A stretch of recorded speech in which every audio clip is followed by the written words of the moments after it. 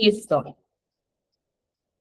Si tu hijo, mamás que están aquí, familias, si sus hijos pegan, gritan, muerden, empujan, explotan por cosas pequeñas o parecen reaccionar de forma exagerada, esta masterclass es para ti, así que llegaron al espacio adecuado.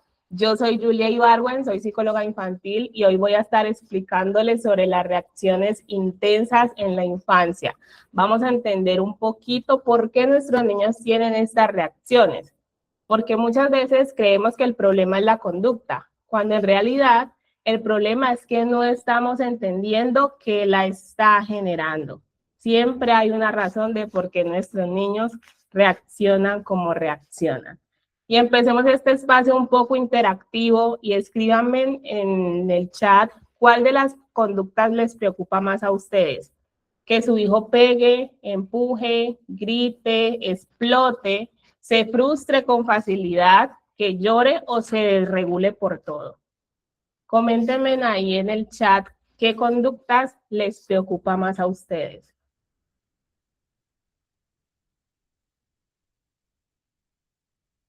Buenas noches, Paula, bienvenida a este espacio.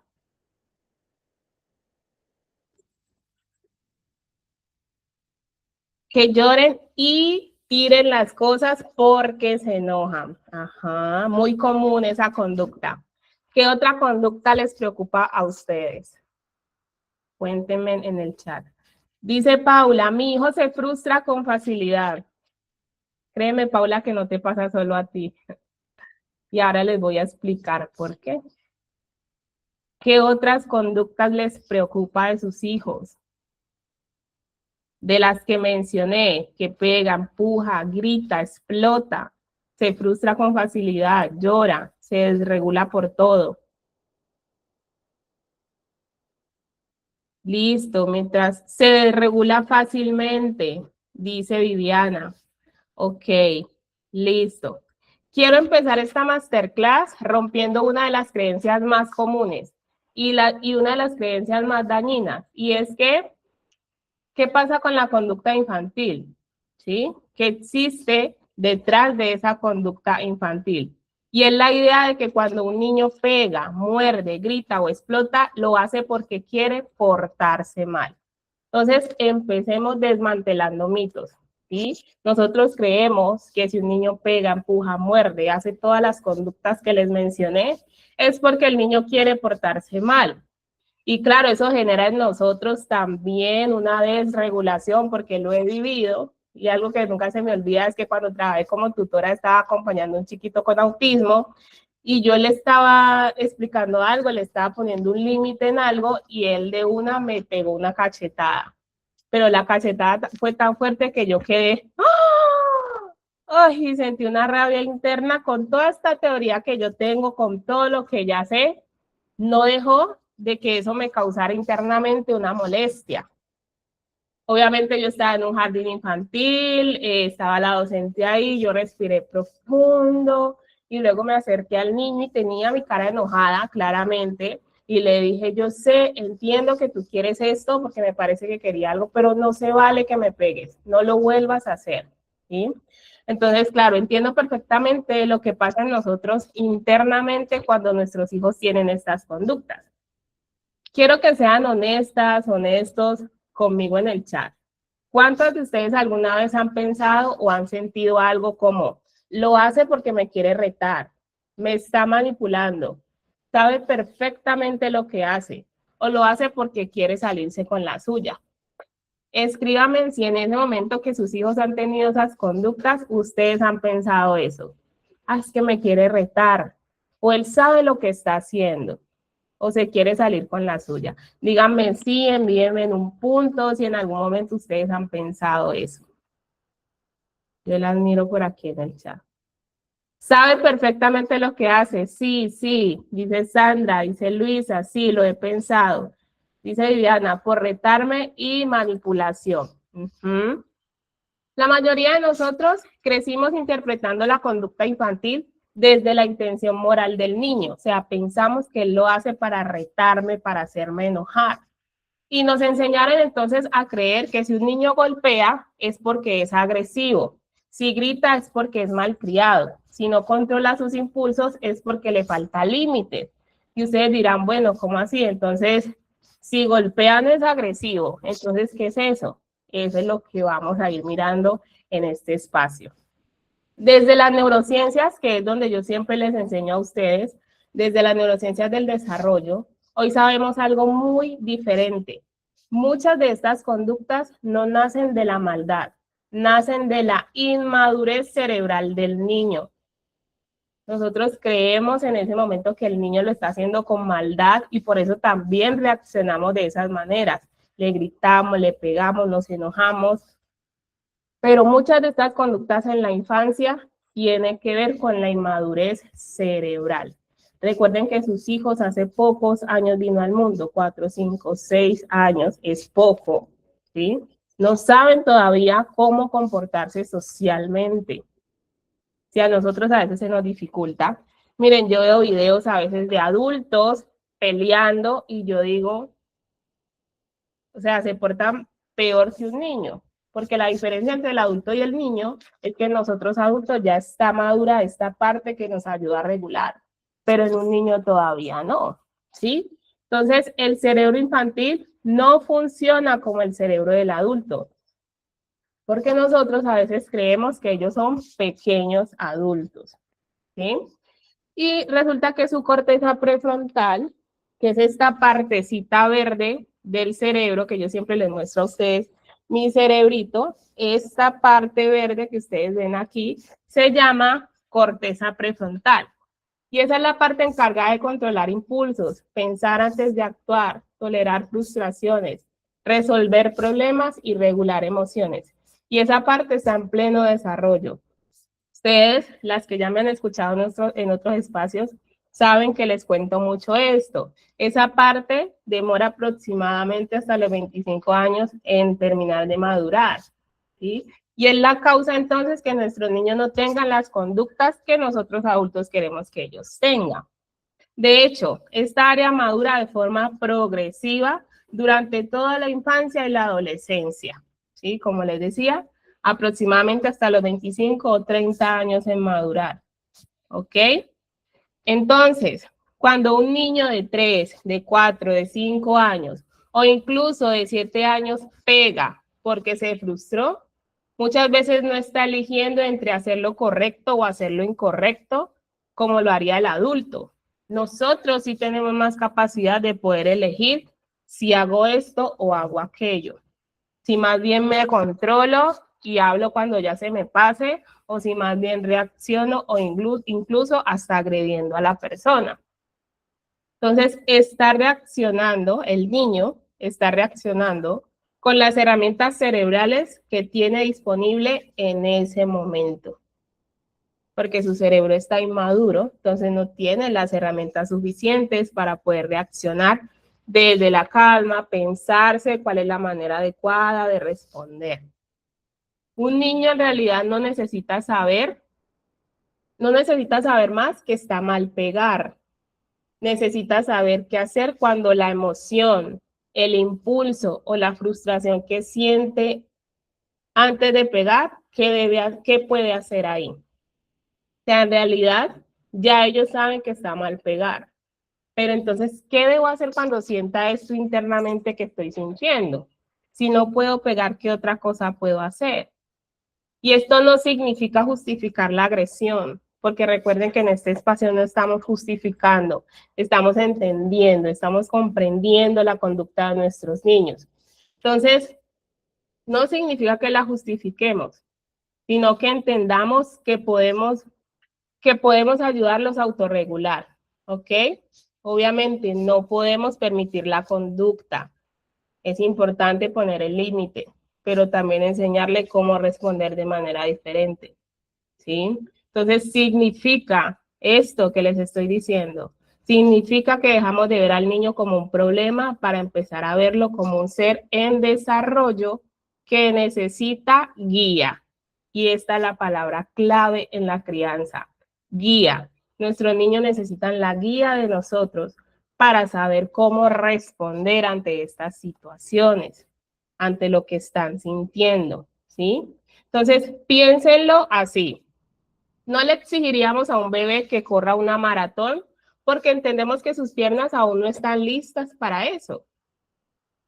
Entonces, ¿por qué le exigimos a un niño pequeño un nivel de autocontrol emocional que su cerebro todavía no puede sostener de manera consistente? O sea, sabemos que un bebé que apenas está gateando no lo podemos, o que apenas aprendió a caminar, no le podemos exigir que corra una maratón. Pero sí le exigimos a nuestros niños un nivel de autocontrol emocional que su cerebro todavía no puede sostener. Es lo mismo. Uno tiene que ver con maduración motora, que es aprender a caminar, correr, y el otro tiene que ver con maduración cerebral. Sino que claro, es complejo porque como la maduración cerebral no la podemos observar, ¿sí? Entonces, familias, muchas veces el niño no necesita más castigos, necesita más enseñanza. No necesita un adulto que solo corrija la conducta, porque nos quedamos en corregir, corregir y corregir. Necesita un adulto que entienda qué habilidad aún no ha desarrollado. Esa es la verdadera guía o esa es la tarea que nosotros los adultos tenemos con nuestros niños, ¿sí?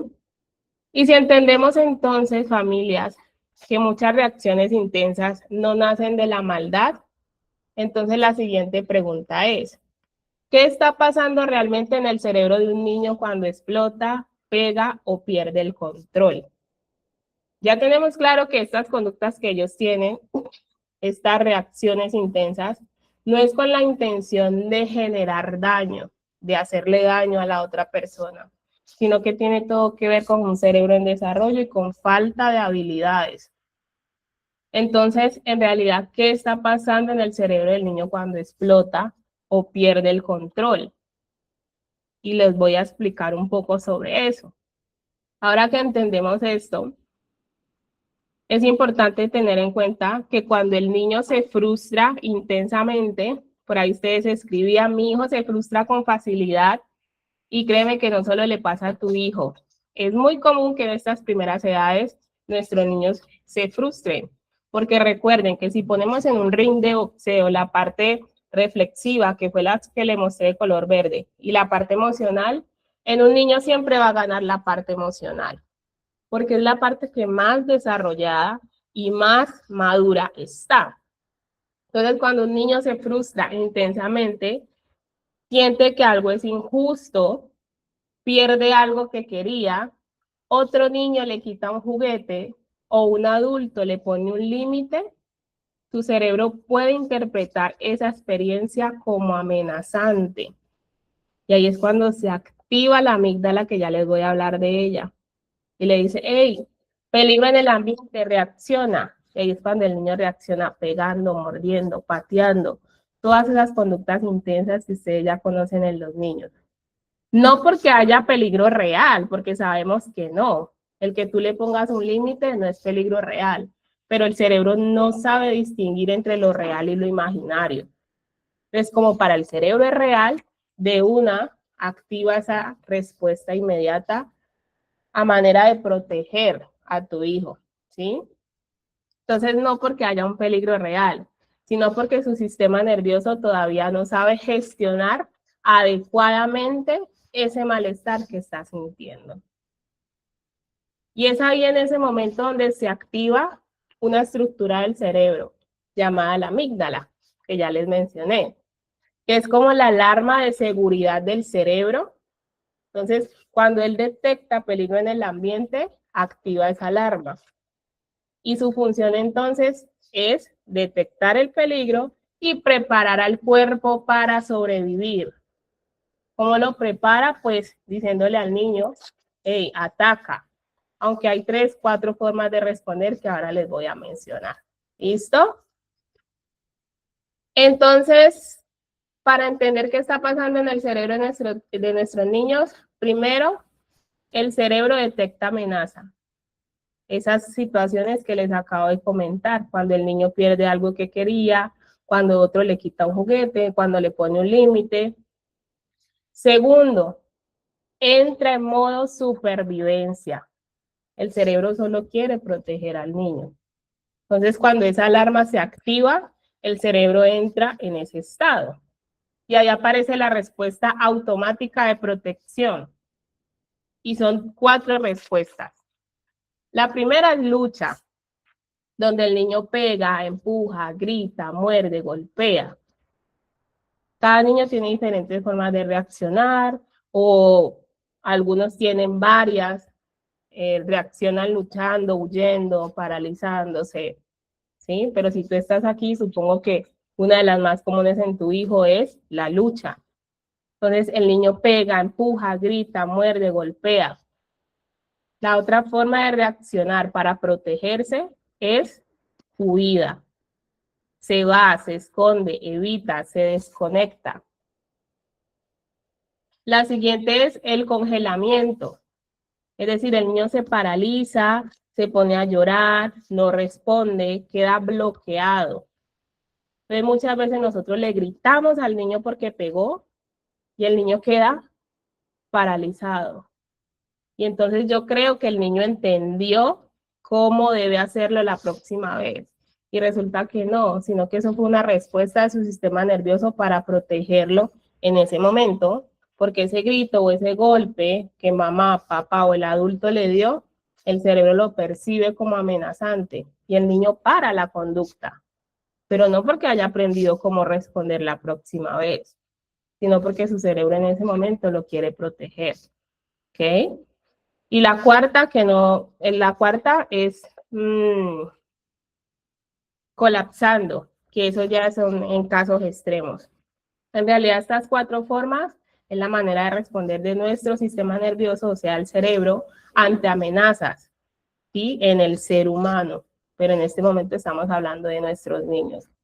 Entonces, cuando un niño está en modo supervivencia, su cerebro deja de priorizar el aprendizaje y empieza a priorizar la protección. Cuando el niño está en modo supervivencia, porque cualquiera de esas situaciones que les mencioné es amenazante para él, me quitaron un juguete, me pusieron un límite, me dijeron que no hicieron lo que yo quería. En ese momento, su cerebro prioriza protegerlo. ¿Sí? Y aquí viene una de las cosas más importantes que todos los adultos deberíamos entender. Cuando la amígdala toma el control, perdón, la amígdala se encuentra por acá, por esta parte, cerca al cerebro emocional. Cuando la amígdala toma el control, la corteza prefrontal baja su funcionamiento. Es como si en ese momento la corteza prefrontal que le ayuda a calmarse, a regularse, a tomar mejores decisiones, se desconectara temporalmente. Es decir, esa parte del cerebro se apaga en ese momentico. Y entonces el niño pierde acceso temporal a habilidades como pensar con claridad. Se le dificulta en ese momento pensar con claridad porque la parte que le ayuda a hacerlo está temporalmente apagado. Escuchar razones, controlar impulsos, tomar buenas decisiones, resolver conflictos, recordar lo que le han enseñado. ¿Sí? Y quiero que lo pasemos un poquito a nosotros. Bueno, igual también ahora les voy a preguntar. Cuando ustedes están en ese modo emocional, con rabia, frustrados, con cualquiera de esas emociones incómodas, ¿se les dificulta resolver conflictos o lo resuelven con facilidad? Simplemente piénsenselo y se responden a ustedes mismos. Porque yo acompaño muchas familias y me dicen, es que no es fácil. Yo sé, yo tengo la teoría, yo entiendo, pero en ese momento no es fácil. Lo que les digo, recordar lo que le hemos enseñado. Entonces eso no solo le pasa a nuestros niños, también nos pasa a nosotros. ¿Y por qué les pongo este ejemplo? Para que nosotros seamos un poquito más empáticos y entendamos a nuestros niños. Y ellos aún más, porque su cerebro está inmaduro, ¿sí? Por eso en pleno desborde emocional, decirle a un niño, cálmate. Un cálmate nunca ha calmado a nadie. Piensa antes de actuar. Ya sabes que eso no se hace. ¿Por qué hiciste eso? Familias, en ese momento eso no funciona, porque la parte que le ayuda a interiorizar todo lo que tú le estás diciendo está temporalmente apagada y el niño está operando desde la parte emocional, ¿sí? Entonces, el cerebro no puede acceder a ese razonamiento en ese momento. Es como pedirle a alguien, imagínense en esta situación, es como pedirle a alguien que resuelva una operación matemática compleja mientras está huyendo de un incendio.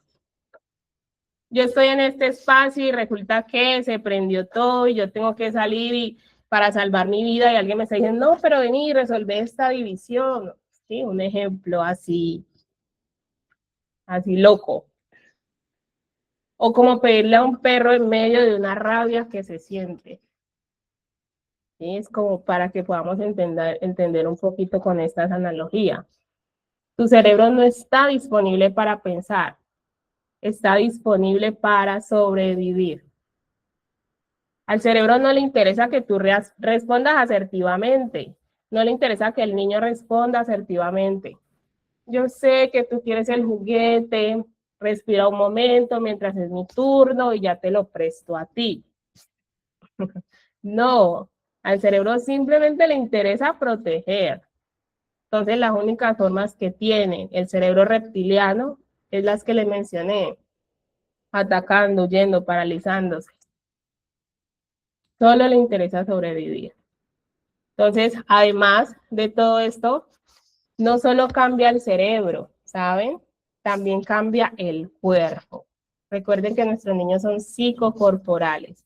Todo lo que sienten internamente lo manifiestan también con su cuerpo.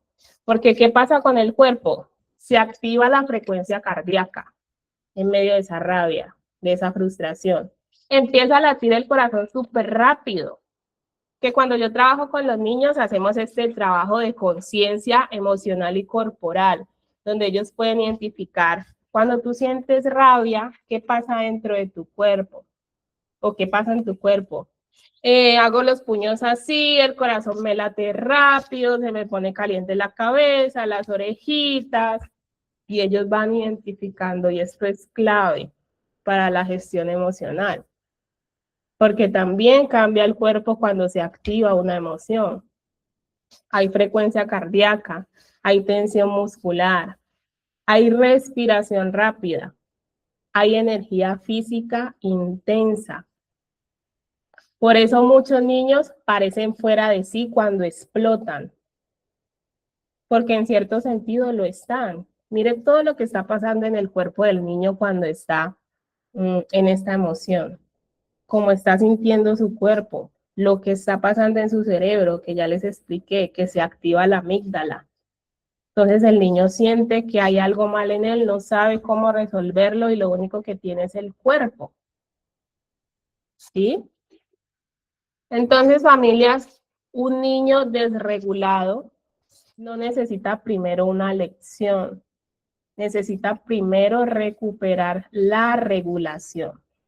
¿Cómo así? Es decir, el niño no necesita que en medio de ese estado tú le estés diciendo que está mal hacer eso o qué debe hacer. Él primero necesita que tú seas su corregulador, le ayudes a volver a ese estado de calma y luego sí redirecciones la conducta. Cuando él ya esté lo suficientemente tranquilo, calmado, ahí sí yo le enseño qué hacer. Y ustedes me dirán, bueno, entonces dejo que pegue y pegue hasta que se calme y no intervengo, perdón. No, no me refiero a eso. Lo tomo por sus manos, pero para mayor seguridad lo tomo por la espalda de las manitos y no le digo nada, simplemente respiro para mí y para transmitirle calma. Si el niño está pegando, está lastimando, porque si tú lo coges por delante, él puede tirarte patadas. Entonces, si tú lo coges por detrás, le agarras sus manitos, obviamente tú te debes agachar, como arrodillar, depende de la estatura del niño, lo agarras por las manitos mientras tú respiras y lo ayudas a contenerse en ese momento porque él también necesita esa ayuda incluso para contener su cuerpo, ¿sí? Obviamente hay niños que no hay que llegar a esa instancia, pero estoy hablando en casos ya más graves.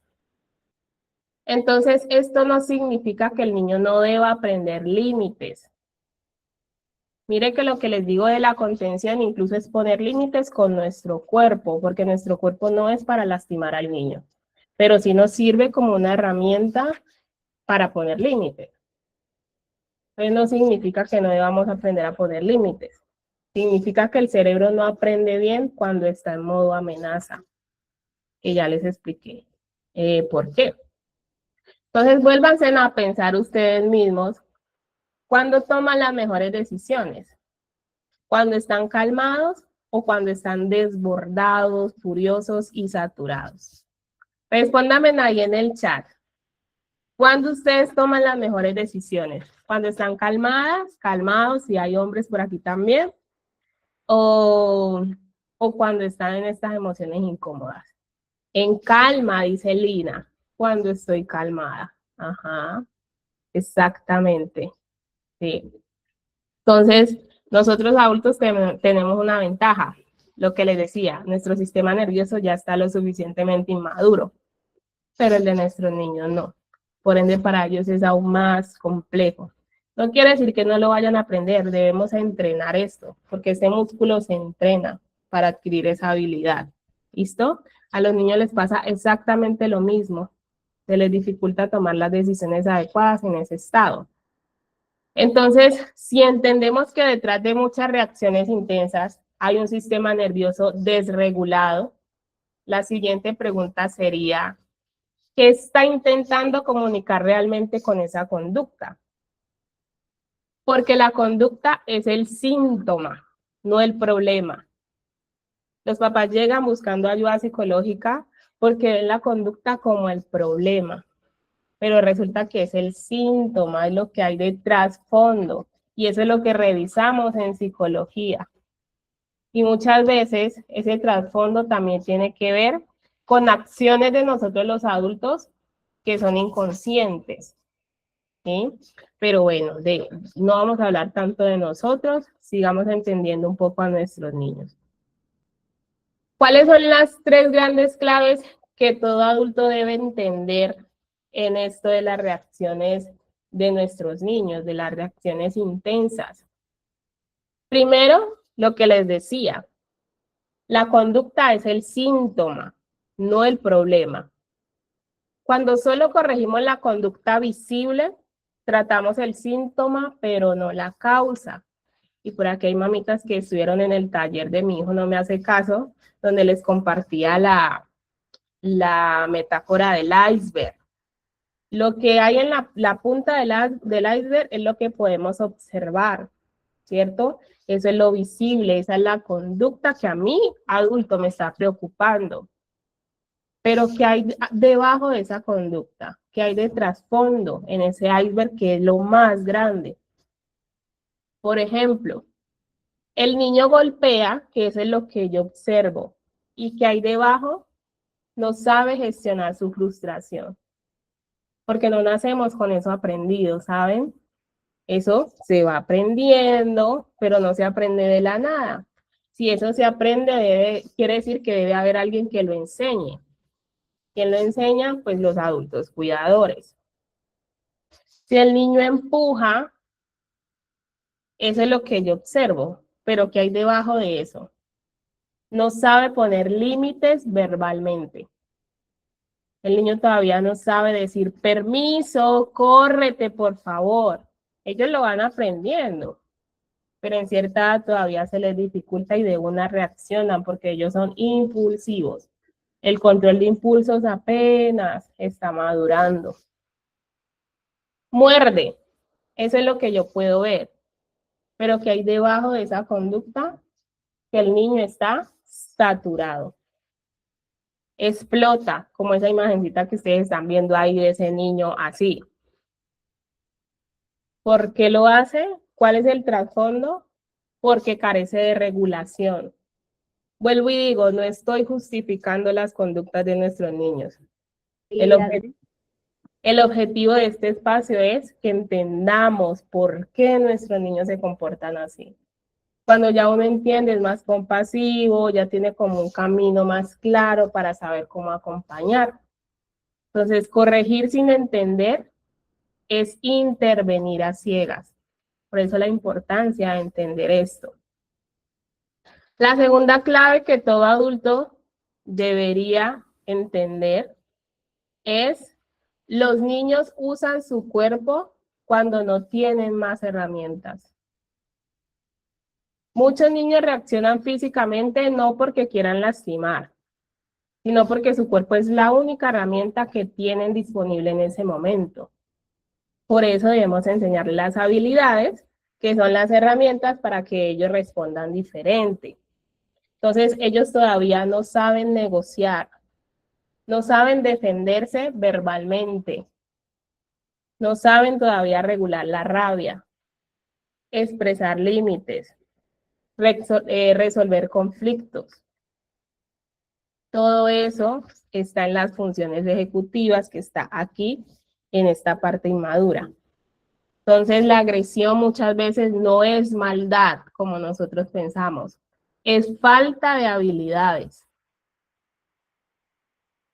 Yo sé que nosotros a veces, por ejemplo, si ustedes tienen hijos o si ustedes son docentes y vemos que un niño le pega al otro, me da rabia porque yo pienso que lo hizo con maldad y pienso que lo hizo con mala intención.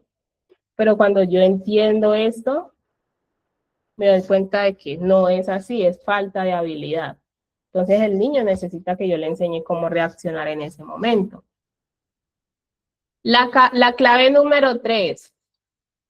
Tu sistema nervioso de adulto impacta directamente su conducta. Ustedes dirán, ¿cómo así que mi cerebro impacta la conducta de mi hijo? Sí, el sistema nervioso infantil se regula en relación con el adulto. Entonces, cuando el adulto grita, amenaza, se desborda, reacciona impulsivamente, el niño se activa más. No puedes calmar un sistema nervioso con otro sistema nervioso en guerra. No funciona así. Entonces, es importante que el adulto sea ese corregulador y pueda estar en calma para ayudar a ese niño a regularse. ¿Sí? Entender esto que les estoy compartiendo en este espacio es solo el comienzo. Porque una vez comprendes qué está pasando, viene la gran pregunta. Entonces, ¿qué hago cuando mi hijo pega?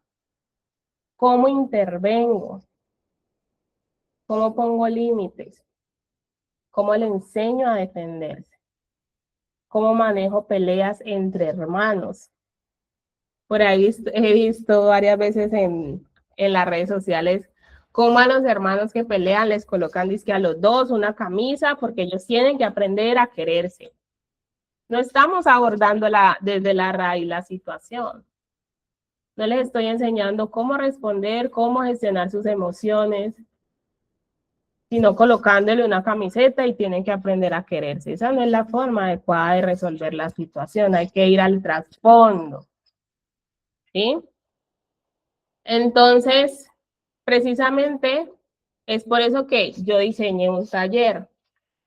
Y ustedes dirán, a ella me viene a vender. No se vayan, que ahora voy a responder todas las preguntas que ustedes tengan, ¿sí?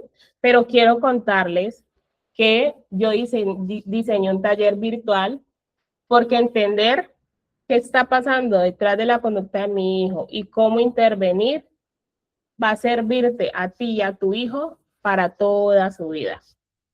Esta etapa es la más importante. Los primeros 7 años de vida son esenciales y eso le explicaba ahora a unos papás en una escuela de padres que realicé.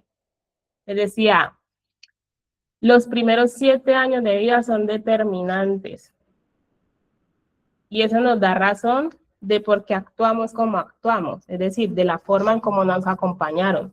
Por ejemplo, a mí cuando me pegaban o algo, ¿qué me enseñaba mi papá? Porque era mi papá. Si a usted le pegan, pegue más duro. No sé a cuántos de ustedes le enseñaron lo mismo, porque a la mayoría nos enseñaban eso. ¿Sí? Porque ellos enseñaban así, porque no sabían otra forma. Y sabemos que esa no es la manera adecuada. ¿sí? Entonces, en el taller que yo voy a estar realizando este 25 de abril, estamos en abril, ¿qué vamos a ver? ¿Qué hacer exactamente cuando tu hijo pega? ¿Cómo acompañarlo en ese momento para empezar a cambiar esa conducta? ¿Cómo intervenir sin empeorar la situación? Porque es que mi hijo pega, yo grito, le pego otra vez y todo esto, mejor dicho, se altera al momento, ¿sí? ¿Cómo enseñar autorregulación? Que es clave, familias. Quiero hablar del caso que pasó hace muy poco aquí en la ciudad de Cali, y es el joven en el hospital HV, que tenía esta arma blanca en la mano por la situación que se presentó, que no le atendían la esposa, que no se la dejaban ver, un joven de 20 años, ¿sí? Y yo sé que el sistema de salud del país no está en las mejores condiciones, pero somos expertos siempre en buscar culpables. Y yo digo, ¿qué tan diferente hubiera sido la reacción de este joven si tuviera las herramientas de regulación emocional para poder gestionar esa situación que se presentó en el momento? ¿Qué tan diferente hubiera sido la situación si el chico hubiera sabido qué hacer de manera saludable para no tomar la decisión que tomó finalmente? Y por eso es la importancia, familias, de poder acompañar a nuestros niños desde estas primeras edades, para que ellos sepan qué hacer cuando la vida no vaya como nosotros quisiéramos. Y a mí me dio mucha tristeza este caso, porque el chico solo tenía 20 años. Y yo decía la importancia de acompañar la infancia, porque el día de mañana en la adultez que se nos presenten esas situaciones o situaciones más complejas, tengamos las herramientas para poder gestionarlo de manera asertiva. Él no tenía más herramientas, posiblemente nadie le enseñó qué hacer con todo eso interno que estaba sintiendo. Y no vio de otra, su sistema nervioso, la parte que le ayuda a regularse, se desconectó y tomó la decisión menos adecuada, ¿sí? Entonces, ¿cómo enseñar a nuestros hijos a defenderse de manera asertiva? Este taller se llama Agresividad en la Infancia. Y tú me dirás, Julia, pero mi hijo no es agresivo. A su vez, él no sabe defenderse cuando un niño lo agrede. En el taller te voy a enseñar cómo enseñarle a tu hijo a defenderse asertivamente, no como nos enseñaron a nosotros. Si le pegan, pegue más duro, ¿sí? Cómo intervenir en conflictos entre pares. ¿Qué hacer cuando tus hijos estén peleando? De manera que el menor no se sienta siempre protegido y el mayor no se sienta siempre atacado. Y con esto de conflicto entre hermanos, traigo otro caso que pasó en nuestro país, y es el caso de los hermanos Leal. El señor que le quitó la vida al hermano menor y a su madre. Como les digo, no es para justificar, pero quiero que ustedes vean qué puede pasar en la adultez si nosotros no acompañamos asertivamente a nuestros niños. No sé cómo haya sido la dinámica familiar de ellos, pero él es el hermano mayor y posiblemente puede que había envidia, quién sabe qué tanto había en él, porque de niño de pronto no interpretó, ciertas cosas desde la madurez, sino desde un cerebro inmaduro. ¿Sí? Entonces, siempre es importante saber cómo abordar estos conflictos entre hermanos para que ninguno de los dos se sienta más protegido o el otro se sienta atacado. Porque normalmente, ¿qué hacemos? Protegemos siempre al menor. Pero es que él está más pequeño y esto y lo otro, porque no sabemos qué más hacer. O en últimas, para que no se sienta atacado ni defendido ninguno de los dos, decimos para ninguno de los dos. ¿Por qué? Porque no tenemos las herramientas para saber cómo intervenir. En el taller lo vamos a ver. Cómo poner límites sanos sin violencia. Es decir, enseñarle a nuestros niños desde estas edades cómo poner límites para que el día de mañana no sean adultos que permiten cualquier tipo de violencia, bien sea de su pareja, bueno, de sus pares, de su pareja, de su entorno laboral, de cualquier entorno donde estén, porque mamá o papá en su infancia los empoderó y les enseñó cómo poner límites de manera asertiva, ¿sí? Cómo ayudar a tu hijo a expresar rabia sin agredir, porque no está mal sentir rabia. Lo que debemos redireccionar es esa conducta inadecuada, ¿ok? Entonces, detrás de un niño que reacciona con intensidad, no hay un niño malo. Hay un niño que necesita adultos que sepan entender lo que su conducta intenta decir, intenta comunicar. Así que familias, si hoy esta masterclass te hizo entender a tu hijo de una forma diferente, el taller que voy a realizar te enseñará qué hacer con esa información en la vida real. Y si tú quieres estar, me puedes escribir al WhatsApp y yo te envío toda la información. ¿Listo? Quiero darles gracias por estar aquí, por escucharme y pues también voy a estar aquí para ustedes para poder responder preguntas. ¿Listo? Si quieren pueden prender el micrófono, pueden escribirme por aquí, por el chat. Yo estoy disponible para responder sus preguntas. Karina me escribe algo por aquí y me dice, tengo mellizos, trato de mantener la calma, pero a veces es difícil, aunque no les pego. Yo entiendo perfectamente. Nadie nos enseñó a abordar este tipo de conductas, ¿sí? Y tiene que ver con nuestra historia también. Entonces, como todavía no hemos gestionado muchas cosas internas, también se nos dificulta poder sostener el mundo emocional de nuestros niños, poder acompañarlos en estos conflictos, porque a nosotros nadie nos enseñó. No sabemos cómo hacerlo. Por eso es importante educarnos, ¿sí? Para tener las herramientas. ¿Tienen preguntas? ¿Algo que quieran saber?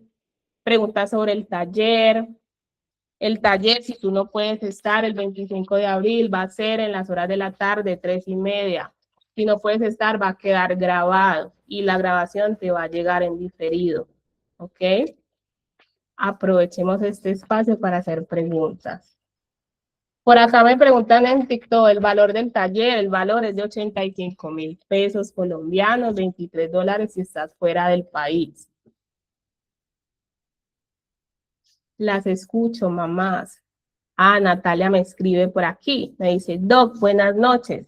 Muchas gracias por la información. Muchas veces, bueno, le falta la paciencia, conocimiento y tiempo. Somos nosotros los faltos de paciencia, conocimiento y tiempo somos nosotros los adultos. ¿Qué tenemos que empezar primero? Que tenemos que empezar primero nosotros a aprender a manejar nuestras emociones. Eso es clave y eso es lo que compartí ahora en una escuela, la importancia de gestionarnos primero a nosotros para poder acompañar a nuestros niños, porque no podemos dar de lo que no tenemos, ¿sí? Si yo no sé qué hacer con mi mundo emocional, pues no sé tampoco qué hacer o cómo acompañar el mundo emocional de mi hijo. Entonces, sí es importante primero el trabajo personal, la salida es hacia adentro, siempre se los digo, como dice mi mentora Sandra Castro. Ay, ¿cómo así que se para el en vivo por acá?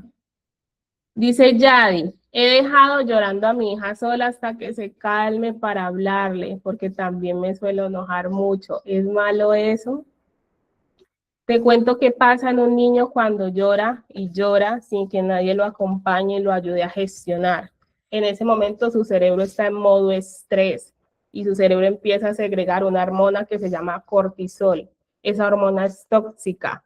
Entonces, un niño llora y llora y llora y se calma, no porque ya se le tenía que pasar, sino porque su cerebro colapsó de tanto generar cortisol y eso va afectando entonces las conexiones neuronales del sistema nervioso. Entonces, es importante hacer un trabajo, respiro profundo, hago la pausa. Cuando me sienta preparada lo más pronto posible, acompaño a mi hija a gestionar, a transitar eso. No tienes que hablarle en ese momento y llenarla de explicaciones. Simplemente tu presencia en calma vale más que llenar a tu niña de explicaciones en ese momento. ¿Sí? Sí, ya ahí me manda una carita. Dice Karina. Ah, no, mentiras. Vamos con Edward. Edward. Ay, ¿hay un nombre o...? Bueno, en fin, pero aquí está Edward. ¿Cómo debo hacer para que mis hijos mayores de edad lleven una buena relación?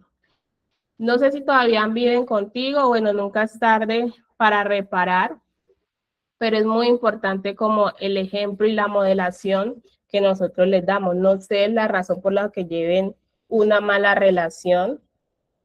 Es importante poder identificar eso y entonces yo como papá, ¿cómo le modelo a ellos que puedan empezar a trabajar esa relación? ¿Sí? ¿Qué puedo hacer yo como reuniones dinámicas donde podamos compartir y empezar a fortalecer esa relación entre los hermanos? ¿Sí?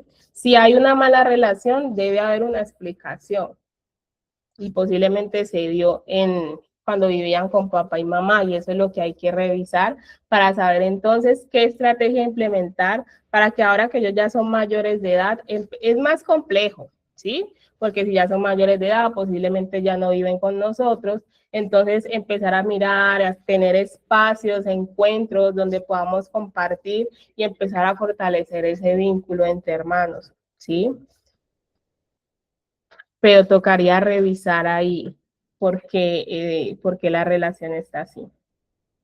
Eh, Dice Karina Gudelo, mi pregunta es, si no pego, ¿cómo funcionan las consecuencias si el castigo está mal para aplicarlo a diario? Listo, les voy a decir aquí, Karina hizo una pregunta muy importante. Hablemos del castigo y las consecuencias. El castigo fue el que nos enseñaron a nosotros en la crianza tradicional, ¿cierto? Pero resulta que el castigo es punitivo y el castigo en realidad no enseña. O bueno, sí, le enseña al niño a tener miedo, ¿sí? En cambio, las consecuencias le enseña a hacerse responsable de sus acciones. Vamos a poner un ejemplo de qué es un castigo y una consecuencia. Tú le dijiste a tu hijo que no podía sacar la bicicleta hasta que tú llegaras. Y resulta que el niño no acató la orden y sacó la bicicleta. ¿Cuál es el castigo? ¿Le pego o le digo, como sacaste la bicicleta, no vamos a ir el fin de semana al centro comercial? Resulta que el centro comercial, golpear al niño, no tiene nada que ver con la conducta que el niño tuvo en ese momento. Entonces, ¿cuál sería la consecuencia, Juliet? La consecuencia es, como no me escuchaste y sacaste la bicicleta, esta semana no puedes ir al parque a montar bicicleta. Es decir, conecto la consecuencia con la conducta del niño. Algo más sencillo, el niño regó el agua. ¿Cuál es la consecuencia? Debe limpiar lo que regó. No pegarle, no gritarle. Limpia lo que regó. No lo va a hacer perfecto posiblemente si está en preescolar, pero ahí le estoy enseñando consecuencias. Me equivoqué, cometí un error, debo asumir la consecuencia. Y eso no lo enseña el castigo. Cuando tú castigas a tu hijo siente que mamá y papá es el peor. Pero cuando tú le enseñas la consecuencia, él entiende, mis acciones tienen una consecuencia. ¿Sí? Pegar no funciona, porque pegar no le está enseñando al niño qué hacer la próxima vez. Por eso hablamos de que el castigo no enseña, el castigo físico. Decirle que apenas se calme, lo hablamos y nos abrazamos, ¿está bien? Claro que sí. Sí, si tu niño en ese momento, como te digo, no lo llenes de explicaciones cuando esté enojado, frustrado, pero él te pide ese contacto físico, permíteselo, no lo rechaces, porque a veces le decimos, no, usted se portó mal y eso que hizo, no me va a abrazar ahora, o no lo voy a abrazar. ¿Sabes qué está entendiendo tu hijo en ese momento cuando tú haces eso? Que en su peor momento, porque cuando ellos están así en este desborde emocional, la están pasando mal. Están sintiendo algo más grande que ellos y no pueden solo con eso. Entonces, cuando tú haces eso, yo siento que en mi peor momento, mamá o papá me dejan solo, me abandonan. Entonces, sí, permiten el contacto físico. Esto no quiere decir que le estás alcahueteando o que le estás permitiendo. No, permite el contacto físico, ayúdale a regular por medio de su respiración. Así es que tú también estés enojado, porque posiblemente también respira para que le enseñes a él Cuando ya se calmen, ahí le enseñas. Se vale que estés enojado, pero no se vale pegar. La próxima vez respiramos como el globo, usas tus palabras, dices no quiero, no me gusta, le enseñas que sí puede hacer. Y créeme que eso funciona más, por lo que les enseñé. Ya su cerebro está dispuesto para interiorizar el aprendizaje. Antes no. ¿Listo? Dice Catherine, ¿cómo puedo ayudar a mi hijo de 6 años a controlar sus emociones? Ella dice frecuentemente que se estresa. Recuerden que la palabra adecuada no es controlar y no soy yo adulto quien controlo, ¿sí? Es gestionar y yo adulto lo que hago es acompañar esa gestión. Y algo clave es modelarlo yo. ¿Cómo le enseño a mi hijo? Le muestro primero yo. Lo hago yo cuando yo me enojo, cuando yo me frustro, cuando yo me siento triste. Ese es el primer paso. Segundo, validar a mi hijo cada que tenga esa emoción. Eso que estás sintiendo se llama rabia. Eso que estás sintiendo se llama frustración. Veo tu carita que se ve triste. Ese es el segundo paso para enseñar gestión emocional porque eso se llama conciencia emocional. Y tercero, le doy las herramientas necesarias para que pueda gestionar eso. Yo a los papás les comparto muchas herramientas. Cuando es rabia y frustración, apretar fuerte un cojín, una almohada, un peluche, respirar profundo, hacer la respiración de oler la flor y soplar la vela, pedir un abrazo si lo necesitan, soplar burbujas invisibles. La respiración es clave. Dar 3, 4 brincos, ¿sí? Sacudir mi cuerpo, son herramientas de gestión emocional. Pero recuerda, primero le enseño y lo modelo yo cuando yo lo sienta también. Segundo, lo valido y tercero, le doy las herramientas de gestión emocional. Básicamente, puedes hacer eso, Catherine. Dice Diana Marcela Costa. Linda noche. Tengo 2 niños de 6 y 8 años. Constantemente reaccionan con enojo, llanto o resistencia cuando reciben una instrucción. 6 y 8 años. Ok. Sobre todo el menor. Trato de mantener la calma, pero termino cayendo siempre en el error del enojo y también en ocasiones llego al grito. Diana, se vale que tú también te enojes, ¿sí? Pero lo que tenemos que tratar de no caer es en reaccionar de maneras inadecuadas, como gritar, pegar. Pero yo me puedo enojar. Aún en medio de ese enojo, tratar de modelarle la forma adecuada a mis hijos de responder. ¿Y sabes por qué el menor reacciona más? Porque el menor tiene el cerebro un poquito más inmaduro que el mayor, ¿sí? Y eso es un trabajo que se hace constantemente y puedes aplicar, Diana, las 3 estrategias que le acabo de dar entonces a Catherine. Primero, trabajarlo en ti. Segundo, validarlo. Y tercero, enseñarle las maneras adecuadas de responder. Pónganle visuales. Les voy a mandar visual al grupo ahora. Pónganle visuales. Ahí tengo una visual bien chévere de 3 herramientas que pueden practicar para gestionarla. Primero, practíquenla con ellos en momentos de calma, saquen un espacio de interacción entre ustedes y les muestren las emociones porque ahí están en lo que les voy a enviar. Y segundo, practiquen las formas de gestionar. Esto primero se enseña en calma. Y cuando ya llegue esa situación donde tu hijo lo necesite, acuérdate, ¿cuál respiración quieres hacer? Hagamos la respiración del globo, o la de la flor y la vela, o la de la mano. Yo les voy a enviar la imagen ahora a ustedes, a todos los que están en el grupo de WhatsApp, ¿ok? Tengo un nieto de 2 años y es muy inteligente. Y es muy inteligente. ¿Cómo debo abordarlo?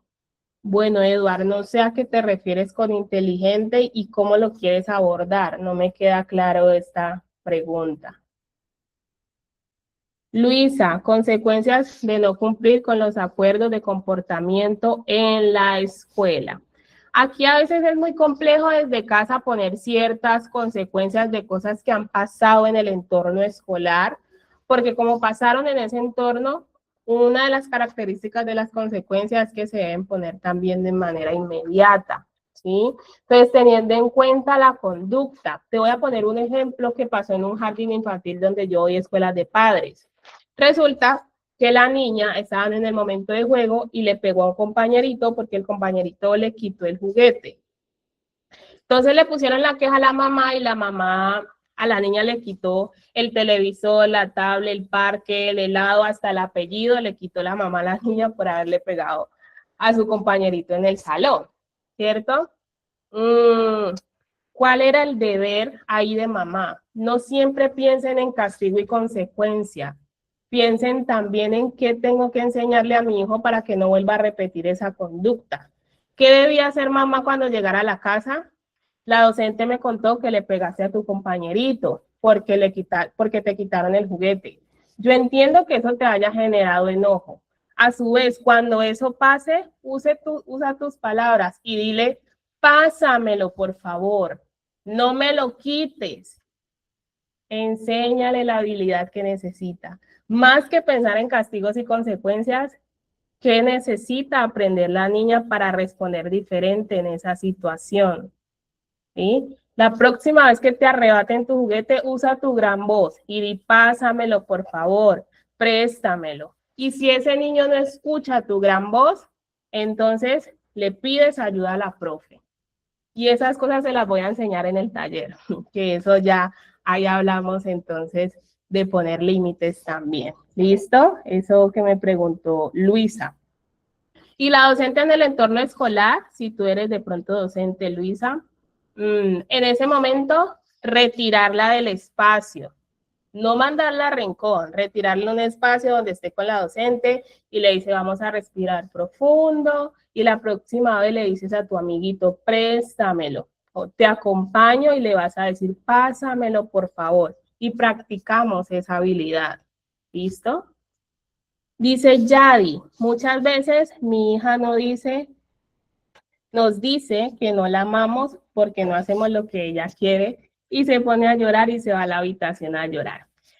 Así como los berrinches en las primeras edades, 3, 4 añitos, es tirarse al piso, hacer arqueadas y este tipo de cosas, esos berrinches van cambiando de forma y cuando ellos van creciendo, la forma de hacer berrinches es diciendo estas palabras que es como si fueran hirientes, ¿sí? Como no me quieres, mamá te odio, me quiero ir de esta casa, pero ahí lo que ya está manifestando es ese malestar que está sintiendo, posiblemente sintió una frustración y por eso está diciendo eso. Y decirle en ese momento, yo sé que estás frustrada porque te dije que no, porque no te pude prestar esto, pero recuerda que mamá y papá siempre te van a amar y van a estar aquí para ti, ¿sí? Entonces, le brindamos la compañía si ella quiere y si ella quiere su espacio también. Entonces, si ella se va al cuarto, le digo, aquí va a estar mamá para ti cuando la necesites. Listo, es acompañar en realidad. ¿Listo?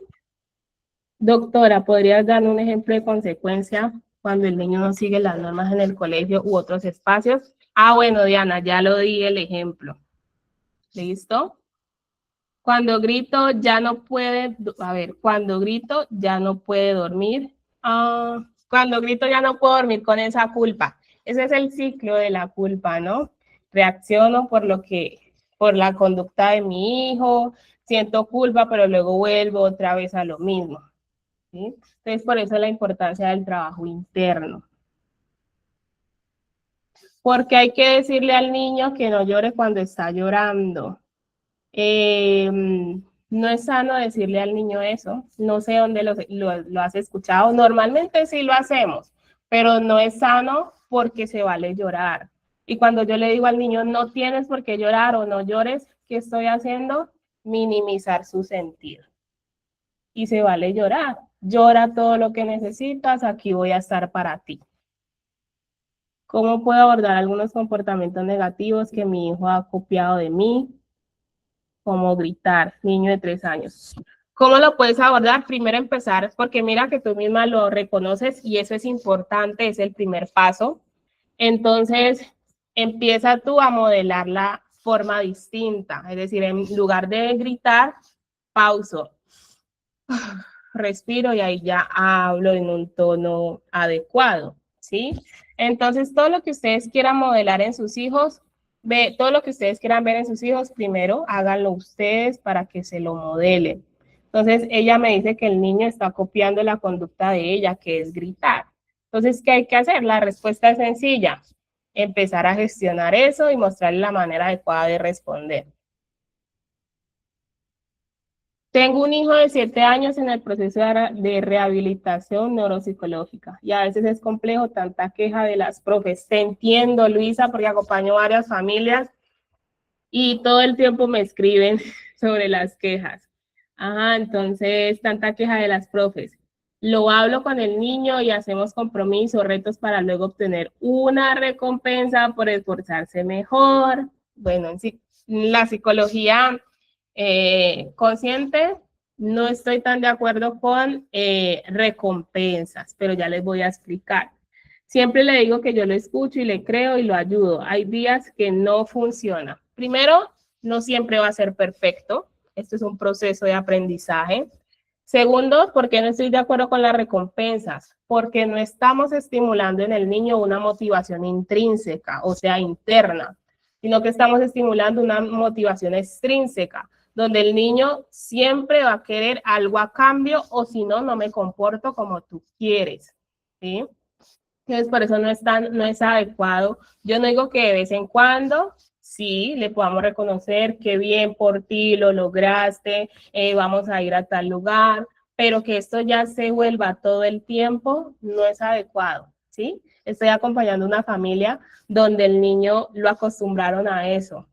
Y por ende, si la actividad no le gusta, no le genera placer, no le dan algo que él quiere, pues ya no la hace y no trabaja en el salón, porque se acostumbra a que siempre le tenía que dar algo a cambio, entre otras cosas que eso puede generar.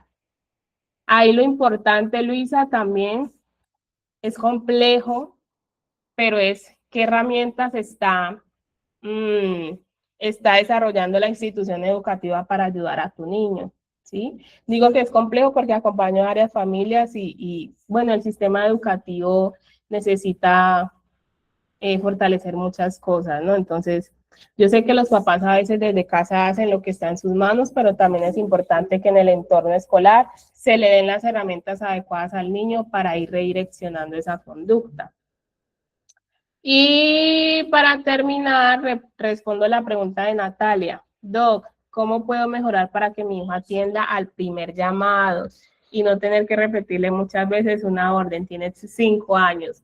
Listo, eso lo vimos en el taller, mi hijo no me hace caso. Ahí es importante cómo tú le estás dando la norma, la instrucción. Ustedes no tienen por qué repetirle tanto a sus hijos. ¿Saben cuánto decía científicamente que los papás le repiten a sus hijos para que hagan caso a una instrucción? Hasta 10 veces. Ustedes no tienen por qué repetirles tanto. Cuando ustedes repiten tanto, su voz se convierte solo en ruido de fondo, ¿sí?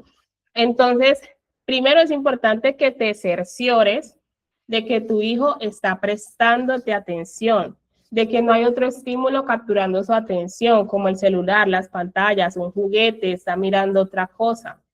Porque si él está distraído con algo, ya su atención está capturada, que es tan corta, pues tu voz no la va a interiorizar.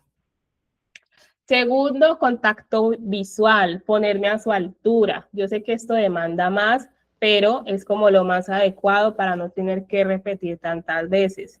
Cuando yo le doy la instrucción a mi hijo, le pregunto, ¿qué dijo mamá? Me estoy cerciorando de que él entendió y escuchó lo que yo le estoy diciendo. Ok, vamos a hacerlo. Que no le des tú la instrucción mientras estás en la cocina y el niño está en el cuarto, porque al final terminas gritándole, ¿sí? Todo eso es importante, que le dé la instrucción en positivo, no porque él no traumatice, sino porque el cerebro se piensa en imágenes. Entonces, cuando tú le dices a tu niño no corras, su cerebro se imagina no corras, se imagina corriendo. Pero si tú pones el foco en lo que sí quieres que tu hijo haga, que es caminar despacio, y muy importante, modelarle. Una mamá me decía, pero el niño está más pequeño. Ay, él no quiere guardar. Tiene cuántos, unos meses, 18 meses, los 2 años, no me acuerdo. Entonces yo le dije, bueno, te vas a sentar con él y vamos a guardar, y le muestras, le modelas. No tienes que guardarlo todo tú, pero vele mostrando y cada vez dejas que sea más, que él guarde más. La modelación es clave para enseñarle a nuestros niños, para que cooperen, para que hagan caso, como nosotros decimos, más lo que te acabo de mencionar. ¿Listo? Entonces, familias, muchísimas gracias por conectarse. Recuerden, las inscripciones están abiertas para nuestro próximo taller el 25 de abril. Me pueden escribir sin ningún compromiso para enviarle toda la información. Les agradezco por haberse conectado. Para mí siempre será un gusto y un placer compartir con ustedes, conocer sus necesidades y poder darles un poquito de luz desde lo que yo hago. Muchísimas gracias. Feliz noche para todos.